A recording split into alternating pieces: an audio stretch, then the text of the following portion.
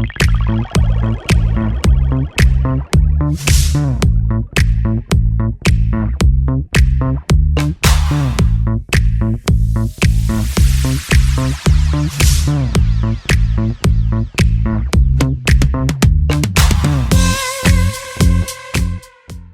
was reading another article the other day where it basically said that, you know, how people try to predict the studies of the future or the professions of the future.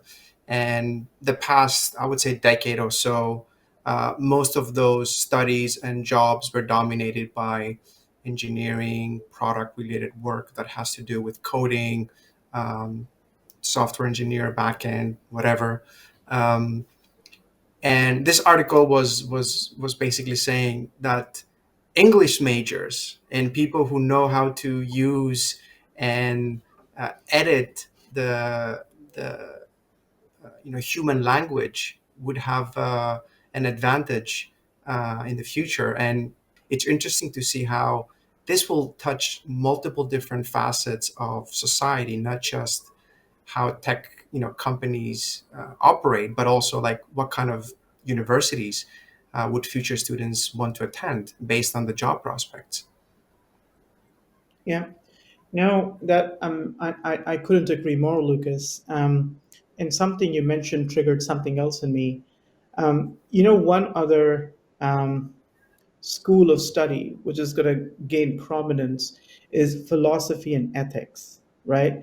There, in the last 2 months, I have seen an explosion of AI ethicists. They're just mushrooming, right? And it's interesting because it's a supply demand equation. Um, the more sectors that adopt generative AI, we're going to start to see human biases, for lack of a better word, creep into the models, creep into the algo, right? And as I mentioned before, in a lot of ways, it's the human that's coding the algo. But the problem is the algo in itself is giving an output that's not fully understood, right? And so it will take some amount of reverse engineering, but it will also take um, clear-headed thinkers who would be able to understand biases or try to make sense of what sort of safety guardrails you need to have in place um, for generative AI to be unbiased, to be inclusive, to be equitable, and all the values that you and I value in the free world, right? And again, this is the beginning of a journey that's going to be very, very interesting because if you don't do this right, you might just be creating a Frankenstein monster which you can't control later, right?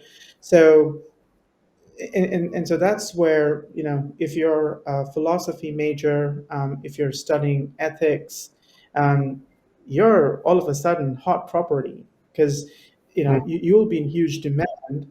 The only thing here though is you'll need to know how to understand the algorithms better to make them more I guess more inclusive, more equitable, more um, give them values, for lack of a better word. Yeah, yeah, and it's you mentioned ethics, and it's a very hot topic in general right now. I think what scares me the most is we don't know what this technology is capable of, and I don't know how quickly or how much regulation and restrictions we need to put in before the technology is fully fleshed and developed, or how much do we need to just let it innovate as much as possible and then try to rein in different areas that we think that it does more harm than good. I think you can argue both ways. There's different viewpoints depending on who you ask, whether they're also it's also very region specific. Europeans tend to be a little bit more regulatory uh, friendly, like they want more regulation. US markets and Western markets are more let it run wild and then try to see where it lands.